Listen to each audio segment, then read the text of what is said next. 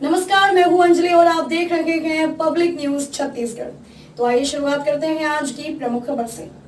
ग्राम पंचायत खोखरी में कर्म नृत्य के साथ भव्य कलश यात्रा निकाली गई। कलश यात्रा गांव के भ्रमण करते हुए कार्यक्रम स्थल पर पहुंची और विधि विधान से पूजा अर्चना किया गया। पंडित रमाकांत महाराज जी ने भागवत की पूजा अर्चना की और पूजन के बाद कलश की स्थापना की गई। कथावाचक पंडित रमाकांत महाराज जी ने अपने प्रवचनों में उपस्थित श्रद्धालुओं को श्रीमद् भागवत कथा की जानकारी देते हुए कहा कि श्रीमद् भागवत कथा का श्रवण करने से मानव जीवन में एक जन्म नहीं अपितु हमारे कई जन्मों के पापों का नाश होने के साथ ही हमारे शुभ कर्मों का उदय होता है।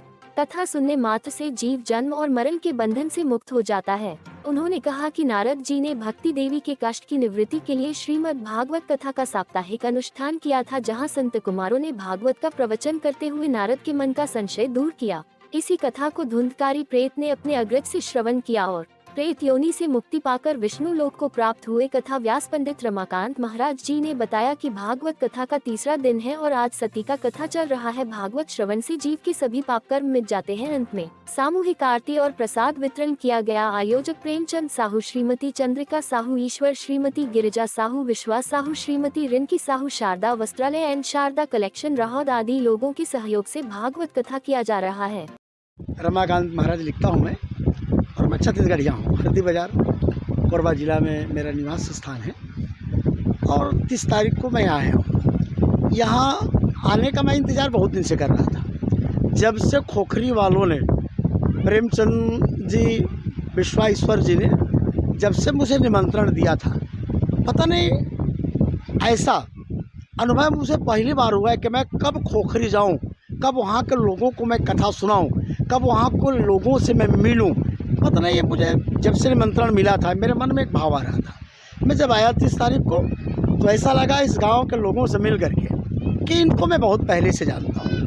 ऐसा इनका शुद्ध विचार, शुद्ध प्रेम, शुद्ध भाव, इतने सीधे और सरल खोखरी के जो लोग हैं, इतने सीधे सरल बहुत शांत लोग हैं। यहाँ आने के बाद में मुझे एक अलग प्रकार का एक आनंद की अनुभूति प्राप्त हुई है।